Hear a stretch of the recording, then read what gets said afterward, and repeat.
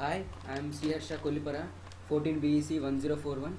Now I am going to talk about organization structure.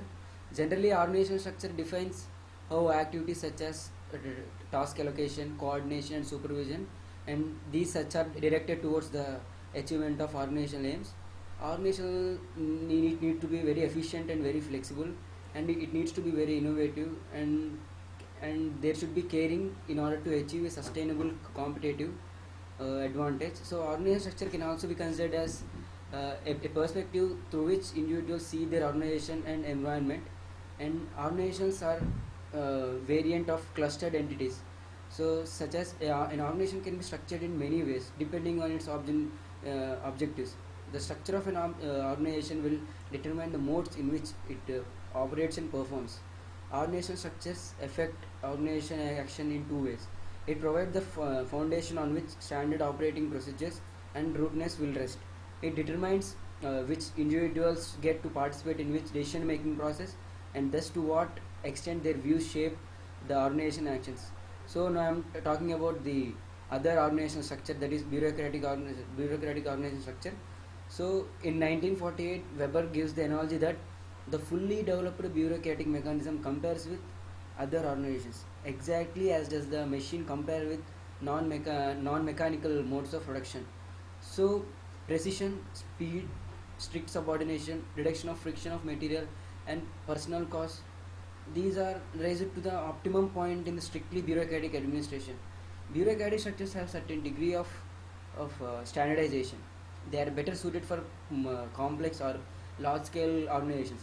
Usually adopting a tall structure, the tension between organizational structures and non-bureaucratic is adopting a tall structure.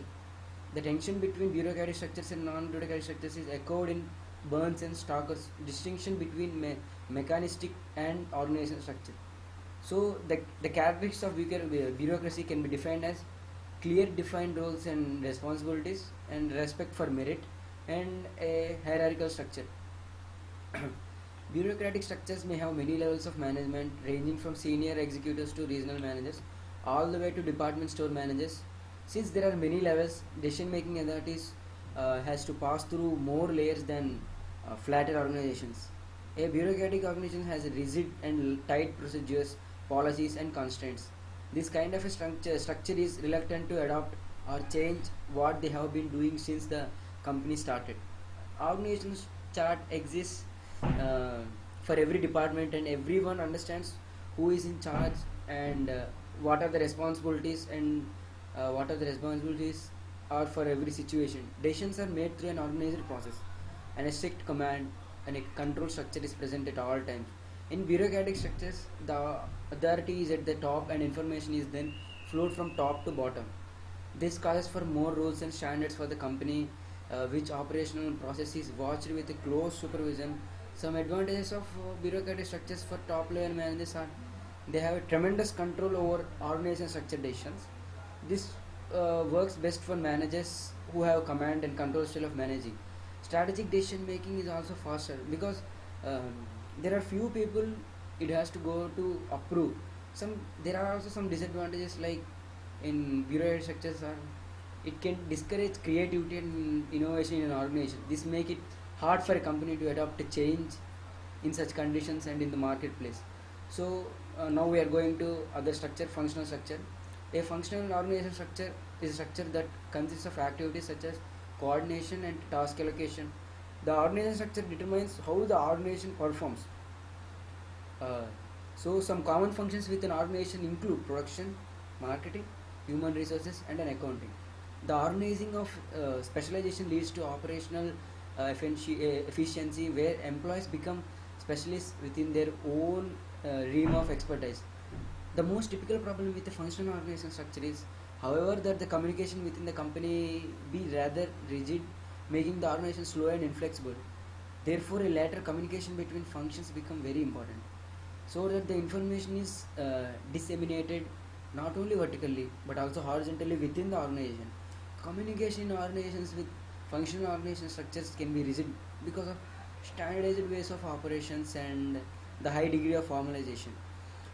As a whole, a functional organization is best suited as a producer of standardized goods and services at large volume and at very low cost. Coordination and specialization of tasks are centralized in a functional structure, which makes producing a limited amount of products or services efficient and predictable. Moreover, efficiency can further be realized as functional organizations integrate their activities vertically so that products are sold and distributed quickly at low cost. So, for instance, a small business could make components used in production of its products instead of buying them. Even though functional units often perform with a high level of efficiency, their level of the cooperation with each other is sometimes compromised. Such groups may have difficulty working well with each other as they may have unwilling to cooperate. The occurrence of infighting among units may cause delays, reduced commitment due to completing interests and wasting time and making projects fall behind the schedule. So this ultimately can bring down production levels overall and company-wide employee commitment toward meeting the set of organization goals. So now divisional structure. This is also a type of organization structure. Divisional structure consists of self-contained divisions. So basically, a division is a collection of functions which produce a product. It also utilizes a plan to compete and operates a separate business or profit centers. So according to Jain books, divisional structure in America is seen as the second most common structure for organization today. So employees who are responsible for certain market services or types of products are placed in a divisional structure in order to increase their flexibility. Examples of divisions include region consumer type or a product type. These types, these divisions may have their own departments such as we can say like marketing, sales, and engineering. So the main advantage of the divisional structure maybe we can say that it uses a delegated authority so that the performance can be directly measured with each group. The results in managers performing better and high employee morale. Another advantage of using divisional structure is more efficient in coordinating work between different divisions and more flexibility to respond when there is a change in the market. Also, a company will have a simpler process if they need to change the size of the business by either adding or removing divisions. So, the main disadvantage of the divisional structure is that it can support unhealthy rivalries among divisions. This type of structure increase costs by requiring more qualified managers for goals which results in duplication of resources and efforts like staff services, facilities, and here when divisional structure is organized by product, the customer has their own disadvantages, especially when only a few services or products are offered which differ greatly. When using divisional structures that are organized by either markets or geographic areas, they generally have similar function and are located in different regions. So these disadvantage may not count that much as regarding to the advantages. Thank you.